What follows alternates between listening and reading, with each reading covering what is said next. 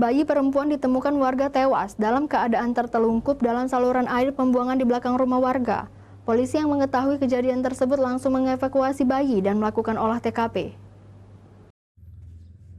Video amatir milik warga ini merekam penemuan sesosok bayi perempuan di dalam saluran air dengan kondisi yang tak bernyawa Selasa kemarin. Bayi malang ini pertama kali ditemukan salah satu warga, Yusuf, persis di belakang rumahnya Jalan Tegal Binangun, Lorong Giri, Kecamatan Pelaju, Palembang. Petugas kepolisian yang mendapat laporan warga langsung mendatangi lokasi kejadian untuk mengevakuasi bayi dan melakukan olah tempat kejadian perkara. Iya, di dalam got itulah sudah, di got itu tertelungkup. Kita lagi apa itu, Pak? Mau ngambil papan untuk jemur kasur.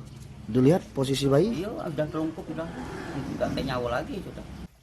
Kanit Reskrim Polsek Pelaju Palembang Ibda Husin menyatakan masih menyelidiki pelaku pembuangan bayi ini. Kami langsung menyelidiki kejadian tersebut dengan cara menghubungi identifikasi dari Polrestabes Palembang. Untuk motif sekarang ini masih dalam penyelidikan. Bayi malang ini masih berada di Rumah Sakit Bayangkara Polda Sumatera Selatan. Dari Palembang, Muhammad David, iNews melaporkan.